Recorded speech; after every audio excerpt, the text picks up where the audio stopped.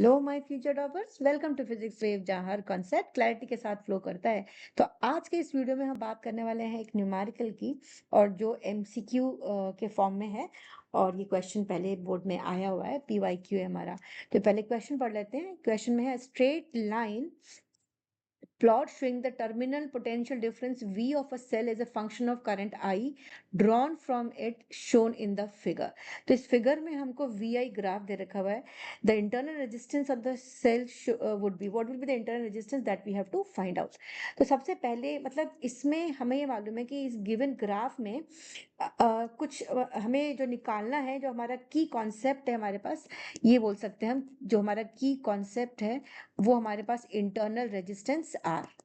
ठीक है, तो इंटरनल रेजिस्टेंस कैसे निकालेंगे इसमें से, इंटरनल रेजिस्टेंस इस ग्राफ में से कैसे निकलेगा।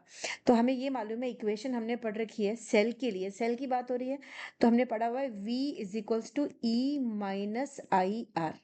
ठीक है, तो ये इसमें से दो वेरिएबल्स है हमारे। कौन कौन से वेरिएबल्स हैं? एक तो हमारे पास पोटेंशियल डिफरेंस है और दूसरा हमारा करंट है, राइट। मतलब एक वाई एक्सिस पर है, एक एक्स एक्सिस पर है। तो इसको अगर हम थोड़ा सा रीअरेंज करें तो हम इसको ऐसे लिख सकते हैं, v equal to minus I R plus E. और मैं ऐसा क्यों लिख रही हूँ, क्योंकि ये इक्वेशन होती है y equal to M X plus C की। तो अगर हम इन दोनों इक्वेशंस को कंपेयर करते हैं तो यहाँ से देखोगे कि स्लोप कितना दे रहा है तुमको सीधा मालूम है। y की वैल्यू, y मीन्स अगर मैं यहाँ पर देख रही हूँ y की जगह पर हम देख रहे हैं तो क्या दे रखा है हमको, पोटेंशियल। x की जगह पर क्या दे रखा है, i दे रखा हुआ है ना। x की जगह पर हमको i दे रखा हुआ है। तो अगर हम यहाँ पर स्लोप देखते हैं तो स्लोप हमारा ये जो r है, ये किसके, माइनस r हमारा m के बराबर हो रहा है। और m क्या होगा यहाँ पर, स्लोप। तो स्लोप हमारे पास कितना हो गया, स्लोप की वैल्यू हो गई हमारे पास माइनस r। यही बोलेंगे हम, स्लोप हो गया हमारे पास माइनस r। इसका मतलब इसका स्लोप हमको क्या देगा, इंटरनल रेजिस्टेंस। ये हमने पढ़ा हुआ है थियोरी में।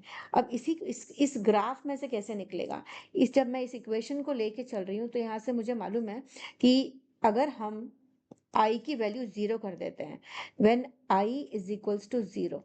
ठीक है, जब मैं इस इक्वेशन से i की वैल्यू 0 कर दे रही हूँ तो 0 करने के बाद किसके, v किसके इक्वल हो गया, i को 0 करते v is equals to E, v equal to E हो गया। तो इस ग्राफ में हम देखते हैं ये i की वैल्यू 0 है। जब मैंने i की वैल्यू 0 कर रही हूँ, ये x एक्सिस हमको करंट दे रहा है।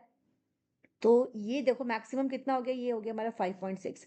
तो हम लिख सकते हैं इसको 5.6 वोल्ट। ठीक है, यही होगा। अब यहाँ पर इस इक्वेशन में हम यूज कर देते हैं, हमारी जो इक्वेशन थी उसमें यूज करते हैं। तो 5.6 second, this is 0, 0 is equals to 5.6 minus, इसमें करंट कितनी हो गई, करंट कितनी हो गई अगर हम देखते हैं तो 2 है हमारे पास, 2 एम्पियर, माइनस 2 इंटू आर। तो यहाँ से हमारे पास कितना हो गया, 5.6 इक्वल्स टू 2 आर। और आर की वैल्यू कितनी हो गई, 5.6 बाई 2, जो हो गई 2.8 ओम। तो करेक्ट आंसर हमारे पास है फर्स्ट ऑप्शन।